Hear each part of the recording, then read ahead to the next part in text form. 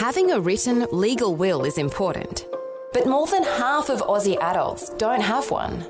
Vision has entered into a partnership with SafeWill, a leading online will writing platform, to provide you with an easier and more affordable way to write or update your will. As part of the Vision family, we want you to know about a way that you can write your will for free. Start the process now and complete it at no cost during Leave a Legacy Week from February 26th to March 3rd. See all the details at vision.org.au/legacy. A biblical perspective on life, culture and current events. This is 2020 on Vision. Well, late last year, the political career of one of Victoria's best-known politicians as an advocate for families, freedom and faith took a dynamic turn. Bernie Finn spent almost a quarter of a century as a Liberal member for the Victorian Parliament. And many remember he was expelled by the Liberals because of his pro-life and pro-family views. And the Victorian Liberals, that's the same party that expelled Moira Deeming, you'll remember, from the parliamentary wing over her stance for girls and women. Well, for Bernie Finn, his new assignment is with the Family First Party in Victoria, where he's taken up the battle for what he calls a war on children. He's our guest joining us. Bernie Finn, a special welcome along to 2020. Thank you, Neil. It's an absolute delight to speak to you. Bernie, some will be saying, is there a war on children? Is that too big a word to use? What is this war? I think that is a very accurate description, and it begins very, very early when they're in the womb, when children are in the womb. Now, you know, the womb, the mother's womb should be the safest place for any child to be in their lives. But unfortunately, in Victoria, in Australia, that's not the case. And indeed, we have a situation now where across Australia, in every state, we now have legislation which allows abortion up until birth. Can you believe it? I mean, I would never have thought that possible, but we have it in every state in Australia now, and that is happening, and it is horrifying. And there are somewhere between 80 to 90,000 babies being killed in this country every year.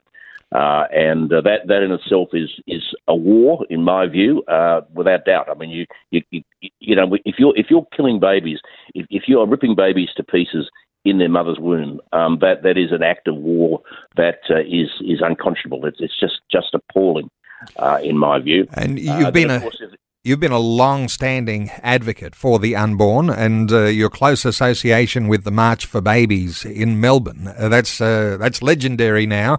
I guess you'll be part of the plans for this year's march? Yes, absolutely. Yes, we've. In fact, I had a phone call from the Secretary this morning saying it's about time we got our act together for this year. And she's right. She's right. We will do that, and we'll be having that on October the 12th.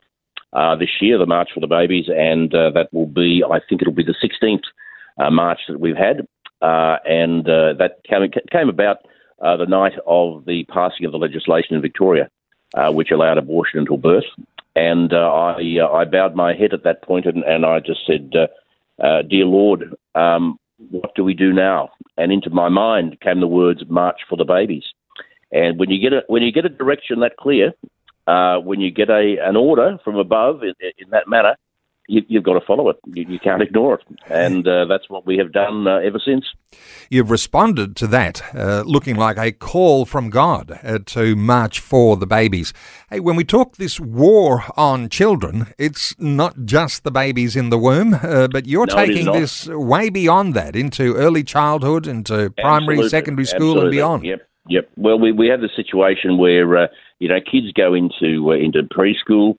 They're taught some of the most appalling concepts. We have a situation where drag queens are reading to little kids. They're being taught that this sort of lifestyle is the way to go, which I think is just disgraceful, to tell you the truth. Then, of course, when they get into primary school, little boys are told that they could be little girls. Little girls are told they could be little boys. And before you know where we are, without the consent or the knowledge of the parents, quite often, these children are led down a path to force these weird moralities on them and on their parents, and that is, I think, just appalling that they are force-fed drugs. We have, as they grow a little bit, quite often we have a situation where they are mutilated via surgery in order to give them this new gender, supposedly. There are so many, what we are seeing now in America and in Europe as well, we're seeing now so many young people who are actually taking legal action against the system because they've got to a point where they've realised that they were too young to make that decision. And let's face facts, if you're 7 or 8 or 9, you are too young to make any form of decision like that. And this is life-changing decision, and it's not something that should be taken lightly. And it's certainly not something that should be taken without the authority, without the knowledge of the parents. And that is something that is indeed an act of war as well. Now, Bernie, you're used to taking the fight up to the Victorian state leaders when it comes to these issues around children. These days, now you are the endorsed candidate, the lead Senate candidate for the Family First Party in Victoria, and you're looking and you've got your sights set federally. How does this work now with you? Because Victoria's been leading the way on this war on children, perhaps for a long time. It has, unfortunately, sadly so. Victoria is a basket case with regard to these sorts of issues. And I have to say that when I narrowly lost last year, there was only 210 votes in it at the end of the day.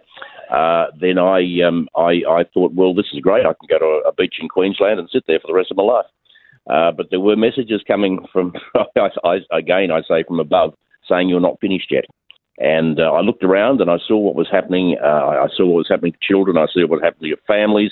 I'm seeing what happens to people, vulnerable people in so many ways. And I think to myself, and I thought to myself at the time, I can't turn my back and allow this to happen. I actually picked up the phone and I rang Lyle Shelton and I said, Lyle, do you think, would you be interested in having me as a candidate for Family First? And he was, I think, quite enthusiastic about the prospect, and here I am today as the number one candidate for Family First in the Senate for Victoria.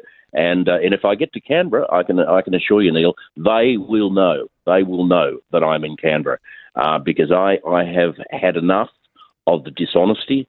I've had enough of the gutlessness of people who they know the right thing to do but refuse to do it because it might hurt their career or it might hurt their social standing or it might hurt their pocket, We need strength in Canberra. We need people who are prepared to stand up and tell it as it is, because that's not happening with a few notable exceptions.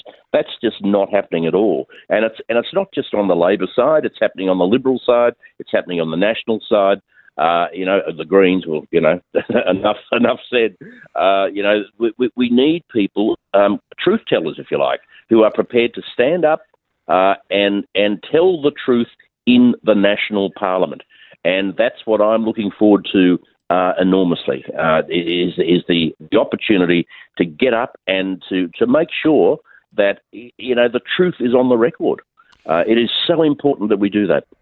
Bernie, why is it not good enough just to say it's one way you can see, which you might say is the left, and that's, leading a war on children. But when you've got the right, the Conservatives, also agreeing with those sorts of policies that you can include under the heading a war on children, that somehow or other you've got both sides that are not giving any way out of the challenges and the predicaments that our children are in.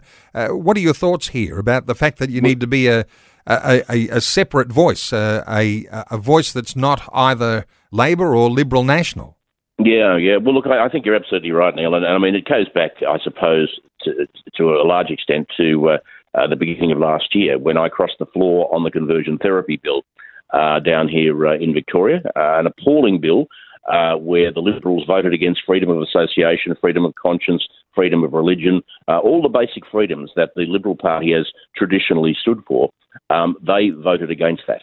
I couldn't. I just couldn't. As a Liberal and as a Christian, I could not support that legislation. For the first time in my life, I crossed the floor. And there were a few people around, Matthew Guy among them, who was very happy about that. Well, it wasn't last year; it was the year before. I'm sorry, February the year before, and it was a pretty rough way to start the year. And I didn't win any friends there, but I've never been in politics to win friends. I'm in politics to stand up for the things that really matter. So I did that, and it made me realise just how far down the gurgler the Liberal Party had gone. It's really sad. Bernie Finn, now that you're the lead Senate candidate for Family First in Victoria, but being a senator in the federal parliament means that you'd be advocating for all the states and territories. Are you travelling in this year? Have you got plans to travel widely? Well, I will be travelling across Victoria widely this year. Last Saturday morning I had a very successful men's breakfast at Benalla. Very, very great crowd of people coming along to hear me speak and participate in that. And I will be travelling to every part of Victoria over the next 12 to 18 months, depending on when an election is held. And I'm hoping to get out to meet as many people as I possibly can. This is one part of politics that I really enjoy is getting out and talking to people and hearing what they have to say. And what really worries me is that a lot of people have given up. They've seen the Labor Party, they've seen the Liberal Party, and they say there's no hope. Well, I say to them, there is hope, and Family First is that hope. We are in fact, the party of hope. And that is something that I am going to bring to doorsteps right across Victoria, and if I'm successful at the next election, right across Australia, because it is a message that I know people will embrace. They will run with it, and I have no doubt that that will happen. Well, you're going to travel widely across Victoria, so other states will need to wait until you win a Senate seat to see you travelling around the nation. But Bernie Finn, let me just connect listeners to you. familyfirstparty.org.au is the website, and no doubt you'll be able to keep up with the activities of Family First and follow along what Bernie Finn is doing. He has become one of the best known names advocating for children and for families, and he's the endorsed lead Senate candidate for Family First in Victoria. Bernie, look forward to another update sometime soon, but thanks so much for sharing these thoughts with us today on 2020. Neil, thank you for the opportunity. It has, as I say, been a delight speaking with you. Thanks for taking time to listen to this audio on demand from Vision Christian Media. To find out more about us, go to vision.org.au.